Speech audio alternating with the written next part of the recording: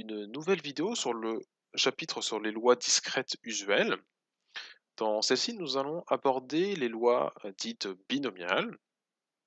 Dans un premier temps, j'expliquerai ce qu'est une loi binomiale, j'en donnerai la définition, et après, je traiterai en profondeur un exemple que j'ai appelé exemple fondamental, euh, dans lequel on a une variable aléatoire qui suit justement cette loi binomiale. Et voir comment repérer cette loi dans les exercices, savoir comment justifier qu'une variable aléatoire suit cette loi. Donc c'est vraiment l'objet principal de cette vidéo.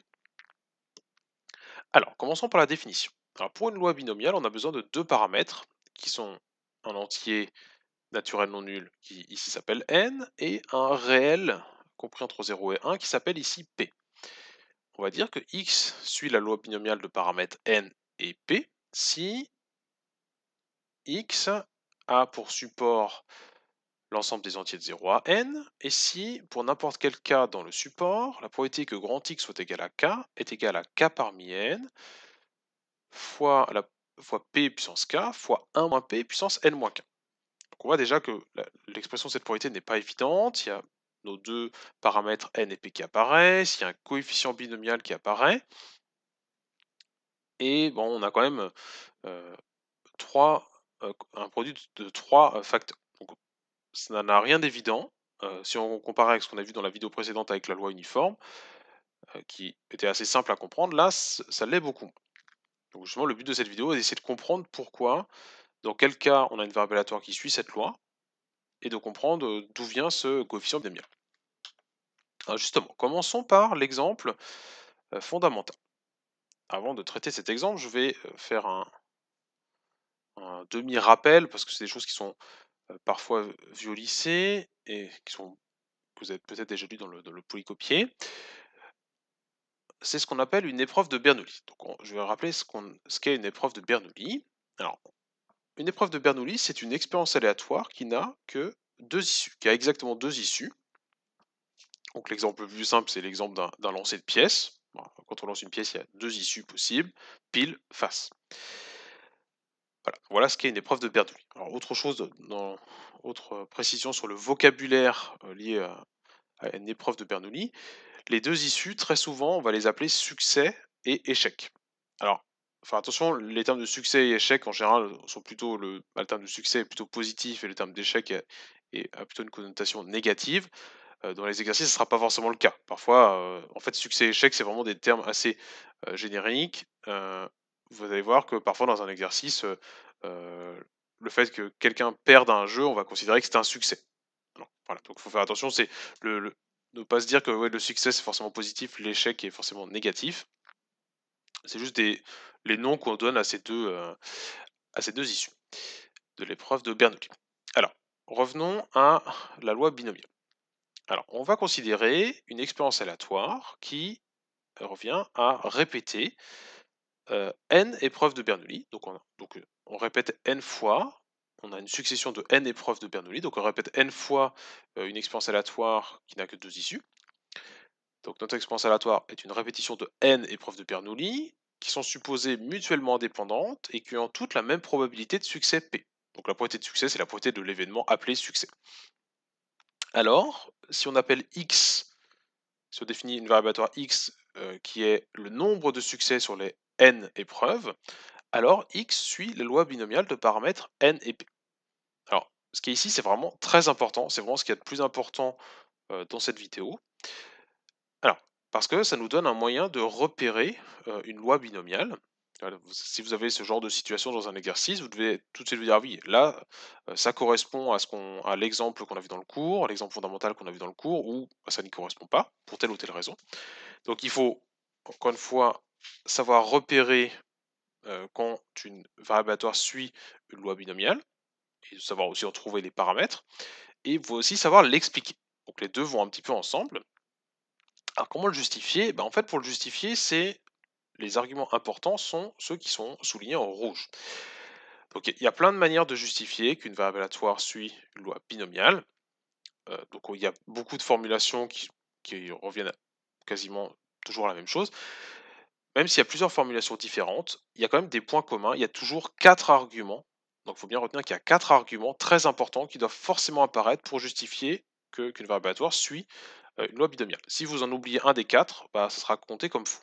Donc les 4 arguments sont les suivants. Il faut dire, il faut expliquer pourquoi est-ce qu'on a une répétition de n épreuves de Bernoulli.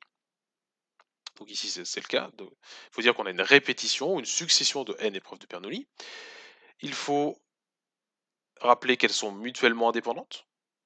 Donc ça, en général, on explique s'il y a besoin de l'expliquer dans l'exercice. Donc on verra sur les exemples qui suivent. Il faut aussi que toutes les épreuves de Bernoulli aient la même probabilité de succès P. Et dernier point, le quatrième point, qui souvent est oublié, il faut dire que x compte le nombre de succès ou que x est le nombre de succès sur les n épreuves. Donc il y a vraiment ces 4 points qui doivent apparaître dans la justification. Donc on a une répétition de n épreuves de Bernoulli qui sont mutuellement indépendantes, qui ont la même probabilité de succès P, et x est le nombre de succès sur toutes ces tentatives. Donc ça, c'est vraiment très important, et rappelez-vous qu'il y a 4 choses à dire. Donc en général, on n'est pas obligé de les mettre dans cet ordre-là, mais ces 4 points doivent apparaître dans votre justification. Alors, on va voir comment on utilise ça dans des cas particuliers. Donc j'ai pris ensuite 2 exemples. Donc dans le premier exemple, on a une urne qui contient 5 boules indistinguables et qui sont numérotées de 1 à 5, donc sont indiscernables au toucher. Et on nous dit qu'on effectue dans cette urne 8 tirages avec remise. Et on appelle x le nombre de fois où la boule numéro 3 est tirée. Alors ici, x suit la loi binomiale de paramètres 8 et 1 cinquième. Alors comment est-ce qu'on comprend ça et comment est-ce qu'on le justifie? Ah bah, on va reprendre les 4 points précédents. Donc déjà, on a une répétition de 8 épreuves de Bernoulli. Donc puisqu'ici on effectue 8 tirages, et alors les épreuves de Bernoulli qu'on va considérer vont être, on obtient la boule 3 ou on ne l'obtient pas. Donc c'est bien, à chaque tirage, on peut bien voir on peut voir ça comme une épreuve de Bernoulli, j'obtiens 3 ou je ne l'obtiens pas. C'est bien une expérience aléatoire où il n'y a que 2 issues. Donc ici, notre succès est obtenir la boule 3, et l'échec est ne pas l'obtenir. Donc le premier point est vérifié. On a bien une répétition ici de 8. On a une répétition de 8 épreuves de Bernoulli. Donc ça explique déjà pourquoi est-ce qu'on a mis comme paramètre 8. Donc c'est le premier point. Deuxième point, on doit avoir des épreuves de Bernoulli mutuellement indépendantes. Donc ici c'est bien le cas, puisqu'on nous dit que le tirage se fait avec remise. Donc vu qu'il se fait avec remise, les résultats des différents tirages vont être indépendants. Voilà, donc on a bien une répétition de 8 épreuves de Bernoulli qui sont indépendantes. Ensuite, on vérifie qu'elles ont bien la même probabilité de succès. Donc ici, la probabilité de succès, c'est la probabilité d'obtenir 3 durant chacun des tirages. Bah, c'est bien toujours la même chose, c'est toujours 1 cinquième, puisqu'il y a 5 boules dans l'urne, qui sont indistinguables. On a une probabilité de 1 cinquième d'obtenir la boule 3 à chacun des tirages. Donc là, on a aussi au passage expliqué pourquoi le deuxième paramètre est 1 cinquième. Donc on répète, on a 8 épreuves de Bernoulli, toutes qui sont mutuellement indépendantes, qui ont toutes la même probabilité de succès 1 cinquième, et, dernier point qu'il ne faut pas oublier, x est le nombre de fois où on a obtenu 3. Donc c'est-à-dire le nombre de succès sur nos 8 tentatives.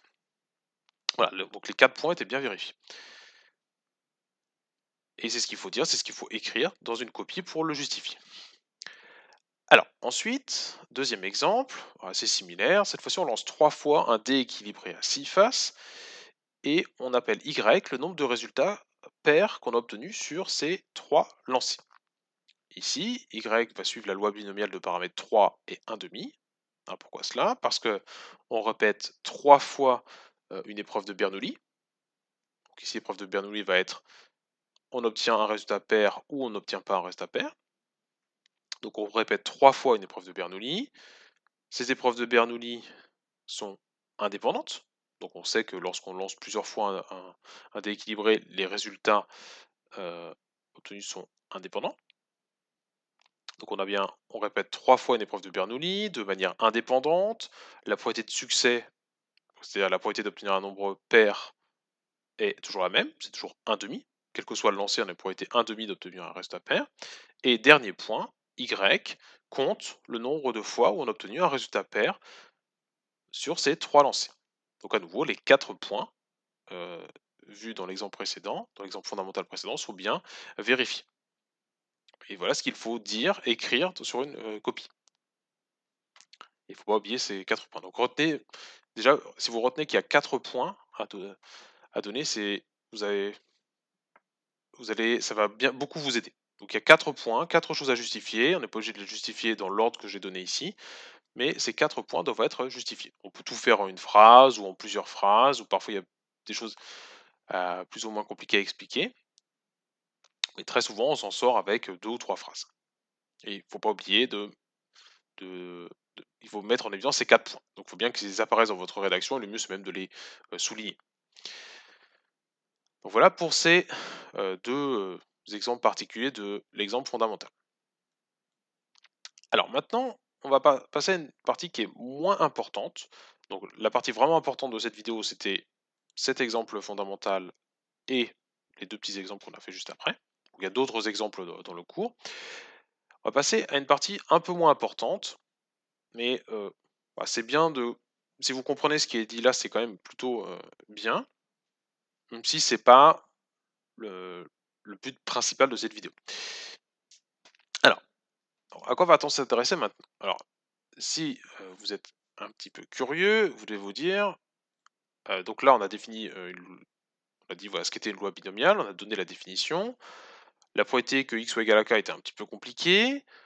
Là, on a décrit une situation, une expérience aléatoire et une expérience aléatoire et une variable aléatoire x construite sur cette expérience aléatoire, et j'ai affirmé que x suivait la loi binomiale de paramètres n et p. Alors ça semble pas du tout évident. Il faut dire, bah, est-ce qu'il est évident que x suit bien cette loi binomiale de paramètres n et p? Autrement dit, est-il évident que x de oméga, que le support de x est l'ensemble des entiers de 0 à n? Et est-il évident que cette probabilité, la probabilité que x soit égal à k, est égale à celle qui est donnée dans la définition? Bah, pour le premier cas, on va voir bon, la réponse est plutôt oui, mais dans le deuxième cas, cela n'a rien d'évident. Et d'ailleurs, on ne fera pas une preuve complètement rigoureuse parce que ce sera un petit peu trop compliqué d'en faire une. Voilà, donc on a décrit, on a dit voilà un exemple fondamental de variable aléatoire qui suit la loi binomiale de paramètres n et p, mais on l'a affirmé comme ça, alors bah, c'est pas du tout évident. Bon, déjà, on peut se dire, mais bah, d'où vient ce coefficient binomial? On a un coefficient binomial ici, bah, vu l'expérience aléatoire qui était décrite, je vois pas d'où il vient ce coefficient binomial. Donc on va essayer de voir pourquoi est-ce que ces 2 points sont vérifiés, c'est-à-dire pourquoi est-ce que x suit bien la loi binomiale de paramètres n et p. Alors, déjà, on va réfléchir sur le support. Donc ça, c'est une partie qui n'est pas très compliquée. Donc, je vous rappelle, on a une répétition de n épreuves de Bernoulli, et x compte le nombre de succès sur ces n épreuves. Donc, il est assez logique que le support de x soit l'ensemble des entiers de 0 à n, puisque bah, sur n tentatives,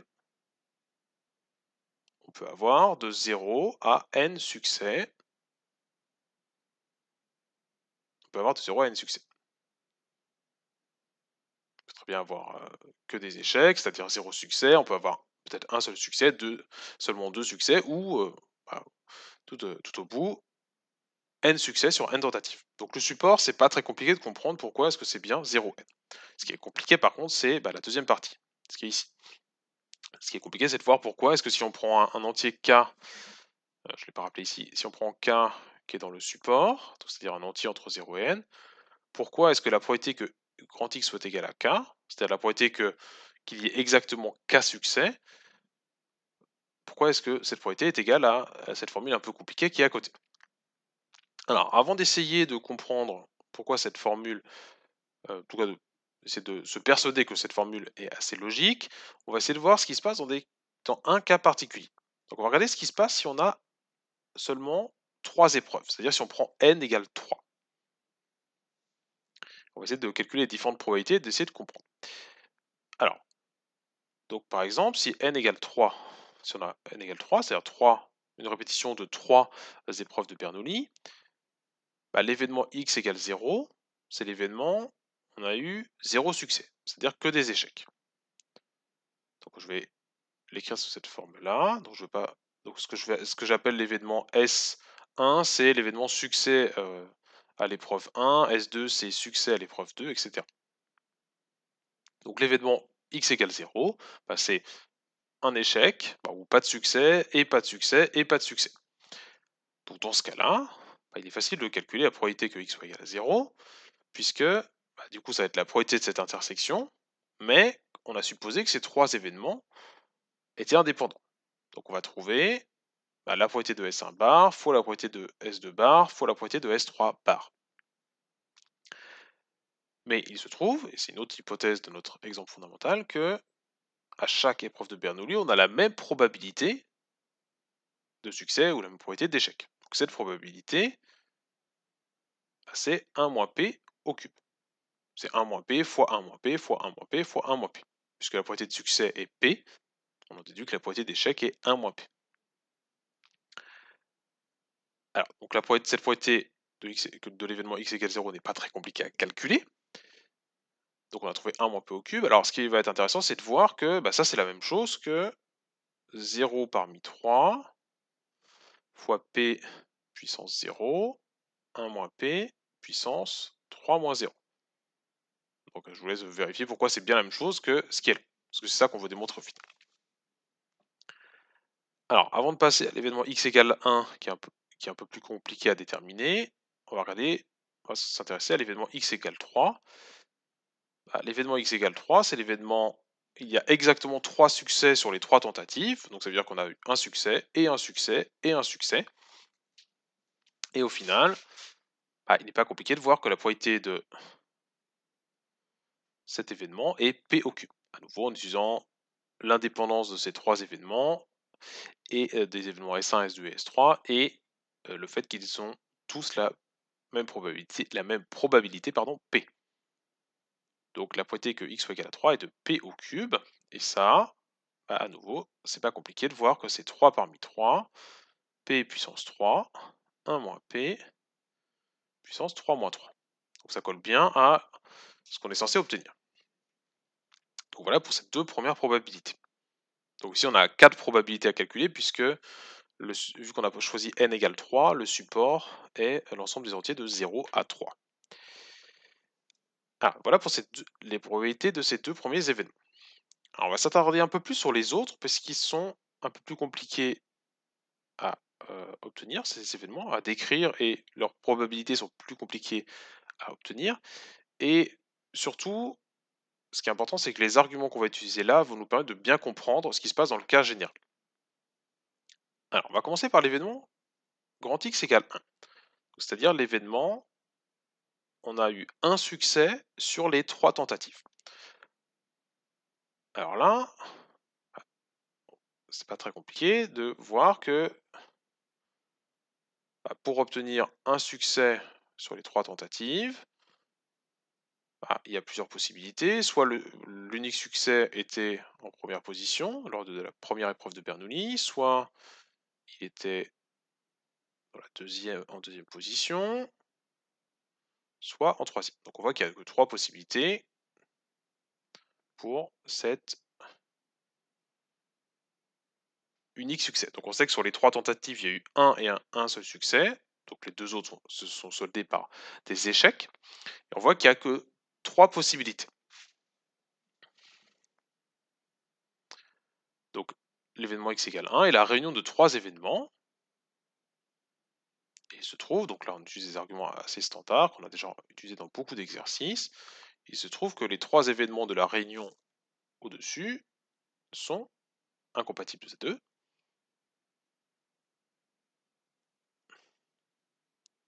Donc la probabilité de x égale 1 va s'écrire comme une somme de probabilités.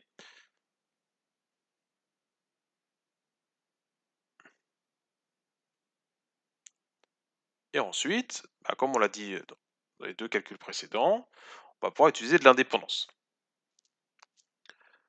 Donc on va trouver que bah, ça va être cette probabilité de x égale 1, c'est P de S1 fois P de S2 bar fois P de S3 bar, etc. Et ensuite, ben, on connaît toutes ces probabilités-là. Et ce qu'on va voir, c'est que les 3 termes qui apparaissent dans cette somme, les 3 probabilités qui apparaissent dans cette somme, bah, sont les mêmes. Et ça, c'est très important, c'est ce qui va nous servir dans la suite. Donc pour chacun de ces termes, on a une probabilité qui est P1 moins P au carré. Alors pourquoi ça? Parce que déjà, on a une probabilité d'intersection qui, à chaque fois, vu qu'on a de l'indépendance, va se transformer en produit de probabilité. Et pour chacune de ces probabilités d'intersection, on va avoir le produit de trois nombres. Et sur ces trois nombres, il y en a un qui va être égal à P et deux qui vont être égaux à 1 moins P. Donc je vous laisse détailler un petit peu plus pour vous persuader de ça. Donc c'est assez logique, vu qu'on a à chaque fois, dans chacun des termes, on a un succès et deux échecs, à chaque fois on va avoir P fois 1 moins P au carré. Et donc au final, ce qu'on trouve, c'est 3 fois P fois 1 moins P au carré. Et ce qu'il est important de remarquer, un peu comme tout à l'heure, ça, c'est la même chose que 1 parmi 3, P puissance 1 moins P puissance 3 moins 1.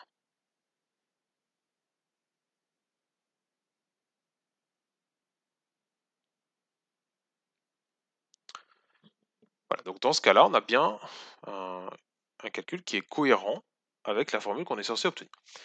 Et ça va être la même chose pour x égale 2. Donc je vais aller un petit peu plus vite. Dans ce cas-là, l'événement x égale 2, c'est l'événement où on a obtenu exactement 2 succès sur les 3 tentatives.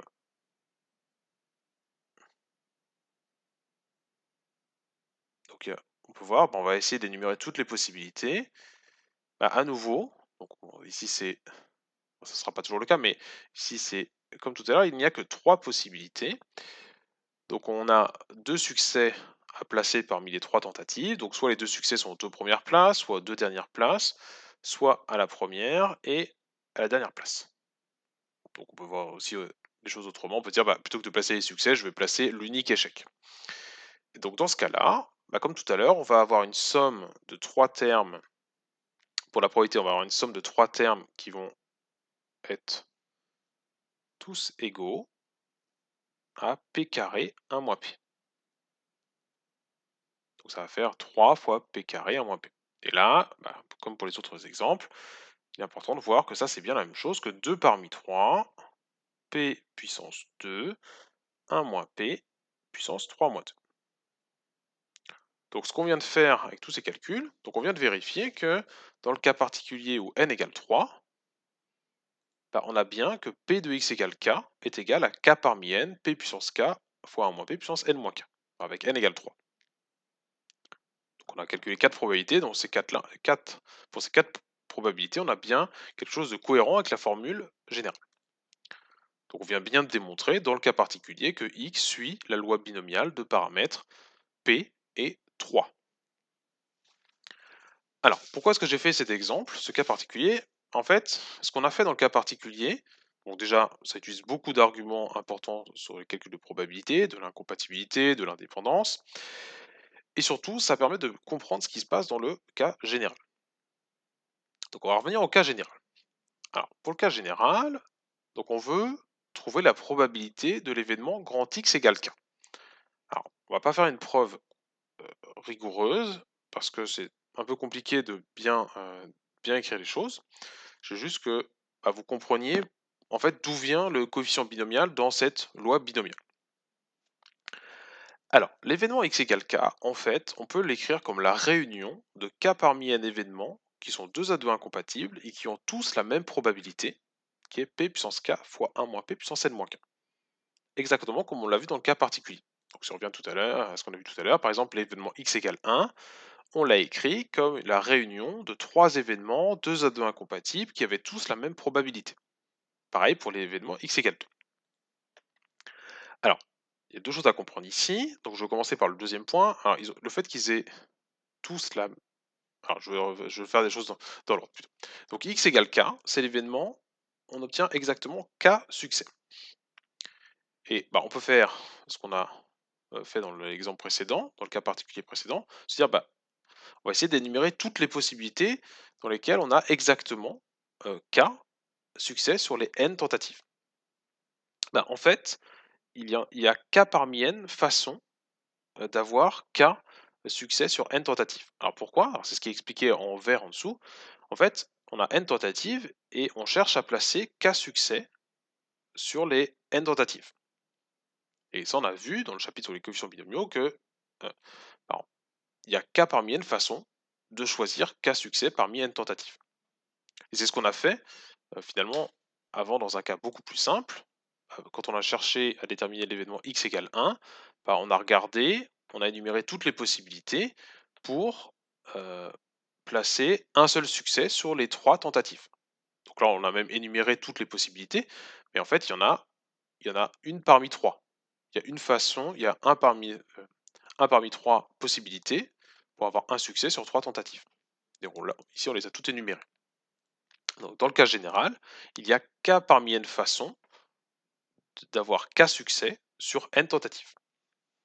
C'est plus compliqué parce qu'on ne peut pas toutes les énumérer, parce que là, il n'y a pas de manière simple de toutes les énumérer. Donc x égale k, en fait, ça va être la réunion de k parmi n événements qui sont 2 à 2 incompatibles, comme on l'a vu dans l'exemple précédent. Et il se trouve que tous ces événements, ils ont la même probabilité, et que cette probabilité commune, c'est p puissance k fois 1 moins p puissance n moins k. Alors pourquoi est-ce que c'est ça? Donc à nouveau, on va se référer à ce qu'on a fait dans le cas particulier avant.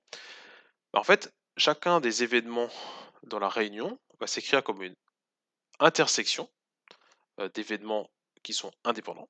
Donc on va avoir la probabilité de l'intersection va se transformer en produit. Donc on va avoir un produit de n nombres. Et dans ces n nombres, vu qu'on a à chaque fois k succès et le reste, c'est-à-dire n-k échec, sur ces n nombres, on va en avoir n qui vont valoir p et le reste n-k qui vont valoir n-p. Donc on va au final avoir k parmi n événements qui ont tous la même probabilité qui est p puissance k fois 1 moins p puissance n-k. Et à nouveau, ça on l'a bien vu dans le cas particulier précédent. Par exemple, quand on a calculé p de x égale 1, on a dit que c'était la somme, pardon, que p de x égale 1 était, pardon, que l'événement x égale 1 était la réunion de 3 événements, et on a vu ensuite que ces 3 événements avaient tous la même probabilité, qui ici était p fois 1 moins p au carré. Donc si on résume, l'événement x égale k, c'est la réunion de k parmi n événements 2 à 2 incompatibles et qui ont tous la même probabilité. Donc si on veut calculer la probabilité de l'événement x égale k, donc c'est la probabilité d'une réunion d'événements 2 à 2 incompatibles, donc ça va se transformer en somme de probabilités, mais il se trouve que dans cette somme, toutes les probabilités qui vont apparaître vont être les mêmes, parce qu'on a dit que tous les événements avaient la même probabilité. Donc on va se retrouver avec une somme, avec la somme d'une constante. Et on a vu que la somme d'une constante est égale à la constante fois le nombre de termes dans la somme. Donc ici, la constante, c'est p puissance k fois 1 moins p puissance n moins k. Et le nombre d'éléments dans la somme, c'est le nombre d'événements qu'il y avait dans la réunion, c'est-à-dire k parmi n. Donc c'est pour ça que on a bien p de x égale k qui est égal à k parmi n fois p puissance k fois 1 moins p puissance n moins k. Puisque x égale k est la réunion de k parmi n événements qui ont tous la même probabilité, donc p de x égale k va être égal à une somme de probabilités qui sont toutes égales à p puissance k fois 1 moins p puissance n moins k, et cette quantité va se répéter k parmi n fois. Donc voilà pour cette partie-là. Encore une fois, c'est pas la partie la plus importante parce que c'est un petit peu compliqué, mais c'est bien de se poser au moins une fois la question, oui, mais on me dit que ça suit une loi binomiale, mais pourquoi? Pourquoi est-ce que c'est le cas? Pourquoi est-ce qu'on a un k parmi n qui apparaît ici?